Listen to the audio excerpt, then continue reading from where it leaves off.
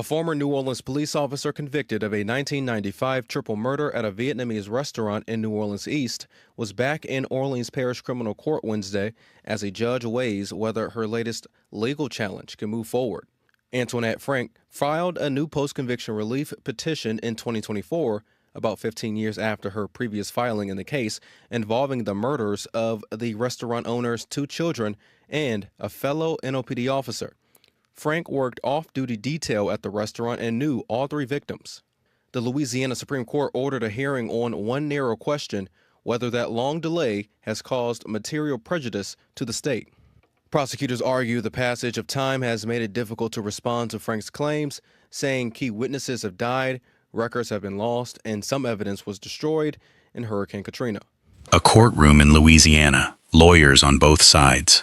A woman sits in silence. She has been on death row for almost 30 years. Now, the state wants to finally carry out her execution. Her name is Antoinette Frank. She is the only woman on Louisiana's death row. She was not just any killer. She was a police officer, and the man she killed that night was her own partner, another officer, sworn to protect the same streets she was. But that is not even the most disturbing part. Witnesses say that after the shooting, she walked out the door. Then she came back. She said she was there to help. Nobody expected who would walk back through that door. Before we get into how 3 lives ended in one restaurant on one ordinary night, hit that subscribe button and turn on notifications. This case has more twists than most true crime stories you have seen. And by the end, you will understand why one Louisiana family says they have never felt safe again. Ronald Williams II was a New Orleans police officer. He was young. He had just become a father. His baby was still a newborn. Like many officers, Williams did not earn enough from his police salary alone, so he took on extra work. He signed up for an off-duty security job at a local restaurant. It was called the Kim On Restaurant in New Orleans East. This kind of job was common for police officers at the time. Restaurant owners paid officers to stand watch during business hours. It kept customers safe. It kept the owners calm. For Williams, it was simple. Show up, watch the door, go home to his wife and his new baby. He was not alone on this job. His partner for the security detail was another officer, named Antoinette Frank. The two of them worked together, side by side, night after night, protecting the same restaurant. Their relationship was professional. They were partners on duty. Nothing more. The Kim On restaurant belonged to a Vietnamese family. It was their business, and it was their life. 2 of the family's children worked there too. Ha Vu was 24 years old. Quang Vu was only 17. They were brother and sister, both born into the same restaurant family, both raised around the same kitchen and the same tables. For the Vu family, running the restaurant was a routine. Cook the food, serve the customers, close up at night. It was ordinary work, done by an ordinary family, in an ordinary corner of New Orleans East. None of them knew that one night at that restaurant would become their last. None of them knew that the officer hired to protect them would be the one who ended their lives. That night began like every other night. It would not end that way. Antoinette Frank was born on the 30th of April, 1971. She grew up in Opelousas, Louisiana. Her childhood was not a happy one. Court records describe years of abuse inside her own home. Her father is said to have controlled nearly every part of her life. According to court records, this abuse began when she was very young and continued for years. It was a home built on fear, not safety. Despite this troubled background, Frank chose a career meant to protect others. In 1993, she joined the New Orleans Police Department. But there were warning signs from the very start. Reports say Frank failed 2 psychiatric evaluations before she was hired. At the time, the department was short on officers. She was hired anyway. Once she put on the badge, colleagues noticed something was off. They described her as withdrawn, quiet, hard to read. Some said her judgment on the job raised concerns. She did not fit the image of a confident officer many expected to see on the streets of New Orleans. Around this time, Frank became involved with a man named Rogers lled. He would later become her accomplice in murder. Their relationship, according to later court filings, was not an equal one. Frank has claimed that lled was controlling. She has said he pressured her, even threatened her, to go along with his plans. Whether she was a willing partner or a controlled one, would later become one of the biggest questions in her case. But at the time, nobody in the police department knew about lled. Nobody knew what the two of them were planning. One officer had failed her psychiatric tests. One boyfriend had a history of trouble. And together, they were about to walk into the Kim On restaurant with a plan that would end 3 lives. Before the night of the murders, there were signs that trouble was building. Rogers lled reportedly had some earlier connection to the Kim On restaurant and the Vu family. The exact nature of this connection has never been fully made clear in public records, but it meant he was not a stranger walking in off the street. He had some history with the people he would later help kill. Inside the police department, colleagues had already noticed problems with Antoinette Frank. Her judgment had raised concerns before. Some officers questioned whether she was fit to carry a badge and a gun at all. Still, nothing was done. She kept her job. She kept working the security detail at the restaurant. She kept spending time with lled, a man with a troubled past of his own. Nobody stepped in. Nobody pulled her off the job. Nobody separated her from lled. The warning signs were there, scattered across her record and her relationships, but no one connected them in time. By early March of 1995, Frank was still working alongside Ronald Williams at the Kim On restaurant. The Vu family still trusted the officers hired to protect them. Business continued as usual. But behind that trust, something was already moving toward disaster. What happens next is impossible to believe. A police officer, hired to protect a family, was about to walk back into their restaurant, not as their protector, but as part of the reason they would never feel safe again. Antoinette Frank had something most robbers do not have.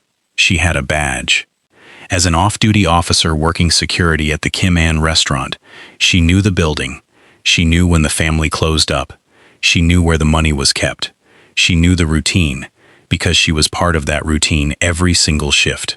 This is what made her so dangerous. She was not an outsider planning a break-in. She was an insider, trusted by the very people she would later betray. Rogers lled did not have that kind of access, but he had Frank. Together, they had exactly what they needed to plan a robbery. Her badge opened doors. Her gun, carried as part of her job, was already in her hands. Court records show that Frank's role as a police officer gave her both the access and the weapon needed to carry out what came next. There was no need to break in. She could simply walk through the front door. Nobody at the restaurant suspected a thing. Why would they? She was the officer hired to keep them safe. Before we get into the night everything fell apart, let us know in the comments. Do you think Frank was a willing partner in this plan, or do you believe she was forced into it? Make sure you are subscribed, because the next part of this story is where everything turns deadly. The night was the 4th of March 1995. It started like any other shift. Ronald Williams arrived at the Kim On restaurant for the security detail. Antoinette Frank was there too, working alongside him, just like she had many nights before. The Vu family carried on with business as usual. Ha Vu and Quang Vu were there, working in the restaurant their parents owned. Other family members were also present that night. At some point during the shift, everything changed. Rogers lled entered the restaurant. What followed was a robbery that turned into murder. Ronald Williams was shot and killed. The officer hired to protect the restaurant and to work alongside Frank never made it home to his newborn baby. Ha Vu and Quang Vu were also shot and killed. Court records confirm both siblings died that night, in front of other family members who witnessed the horror unfold. Some family members survived. They did the only thing they could to stay alive. They hid inside a large cooler in the restaurant, staying silent, waiting for the danger to pass. Then, something happened that still shocks people who hear this story for the first time. Antoinette Frank left the restaurant, but she did not stay away.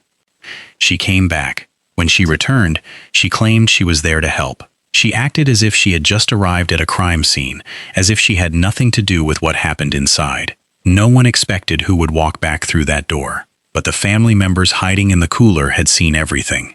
When they came out, they recognized her immediately. She was not a rescuer. She was one of the people who had just taken part in killing their family. Word spread quickly. A 911 call brought first responders to the scene. Officers arrived to find one of their own colleagues, Ronald Williams, dead. They found Ha Vu and Quang Vu dead as well.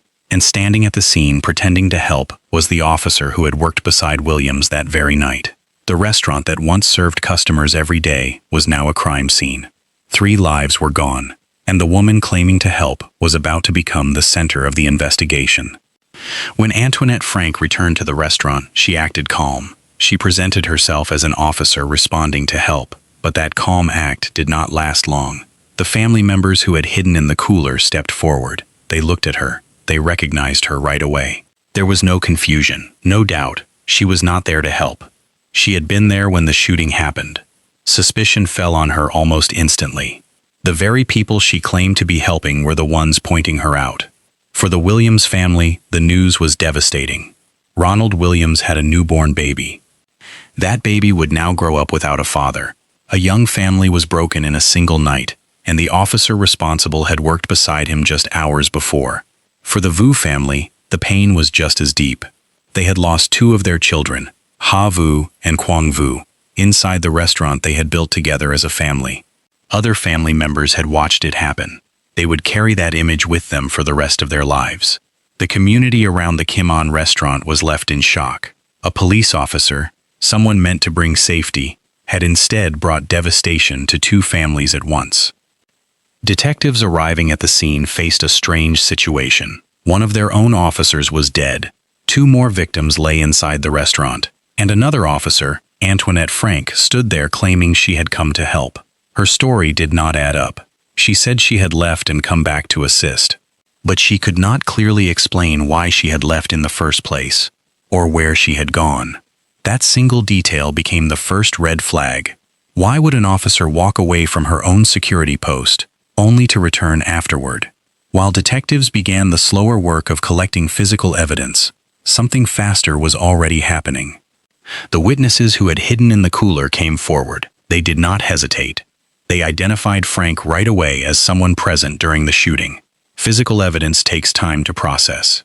Fingerprints, ballistics, and forensic details all move at their own pace, but eyewitness identification moved much faster. Detectives now had people willing to say, clearly, that Frank was there. One detail she could not explain would end her career and her freedom. The officer who once wore a badge to protect the Kim On restaurant was now the center of a murder investigation.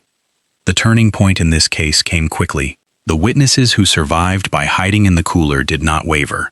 They stood by their identification of Antoinette Frank. Their testimony gave detectives what they needed to move forward. Frank was arrested.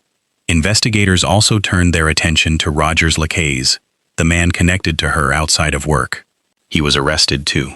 Court records show that evidence began linking both suspects to the crime. Their movements that night, along with the weapon used, tied them together as partners in the robbery and the murders. For investigators, this was no longer just the death of a fellow officer. It was proof that one of their own had turned against the badge she wore. A prosecutor involved in the case later said the evidence left little room for doubt. Court records show the case against both Frank and Lacaze was built on a combination of eyewitness identification and physical evidence tying them to the scene. 2 arrests, 2 suspects, 1 robbery that had cost 3 people their lives. The investigation was over. The legal fight, one that would stretch on for decades, was just beginning. Antoinette Frank and Rogers Lacaze faced separate legal proceedings. Frank was tried for the murders of Ronald Williams, Ha Vu, and Quang Vu. A jury heard the evidence. A jury heard the witness testimony from those who had hidden in the cooler.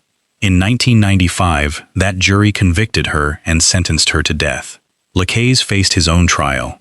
He too was convicted. He too was originally sentenced to death. For a while, it seemed both killers would share the same fate. They had stood together on the night of the murders. Now they seemed to be standing together on death row. But that would not last. Court records show that years later, Lacaze's case was reviewed again. In 2019, his death sentence was overturned. The courts pointed to due process issues in how his original trial had been handled. He was resentenced to life without parole instead of death. Frank's sentence did not change. She remained on death row, the only woman facing execution in the entire state of Louisiana. The 2 killers who once stood side by side would end up on completely different paths. One would spend the rest of his life in prison, but alive. The other would continue fighting a legal battle that could end with her execution. The courtroom doors that once decided their guilt together would now decide two very different futures. For decades, Antoinette Frank has remained on death row. In 2009, she filed for post-conviction relief, asking the courts to review her case again. According to her defense attorney, nothing happened for almost 14 years. The case simply sat there, untouched, until changes in state law forced action. In October of 2023, Frank finally got a hearing before the Louisiana Board of Pardons. The vote came back tied, 2 in favor, 2 against. Her request for clemency was denied. Opposition to her release was strong. A son of Ronald Williams, only a baby when his father was killed, called the idea of clemency absurd. Quoc Vu, one of the family members who survived by hiding in the cooler that night, sent in a letter of his own. He wrote, "I never feel safe anymore, anywhere." Meanwhile, the state of Louisiana has pushed for the case to move forward. Prosecutors have asked the courts to set an execution date, arguing that after more than 30 years, it is time for the sentence to be carried out. Her own defense attorney has expressed doubt about what the final outcome will be, saying the case might end not with death, and not with more years of delay, but with a sentence of life.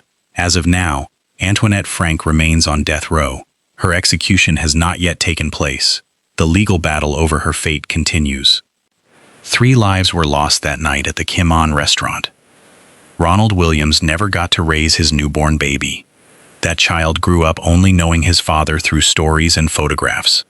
Ha Vu and Quang Vu never got to grow older alongside their family. The restaurant their parents built was forever marked by what happened inside its walls. There is a bitter irony at the center of this case. Antoinette Frank wore a badge meant to protect people. Instead, she became the very reason a family needed protection, and never fully felt safe again. 30 years later, the legal system is still deciding her final fate. Now we want to hear from you. What moment in this story hit you the hardest? Was it the cooler? The return to the restaurant? The tied vote for clemency? Drop your thoughts in the comments below. If this story moved you, hit subscribe and turn on that notification bell for more true crime cases that need to be told.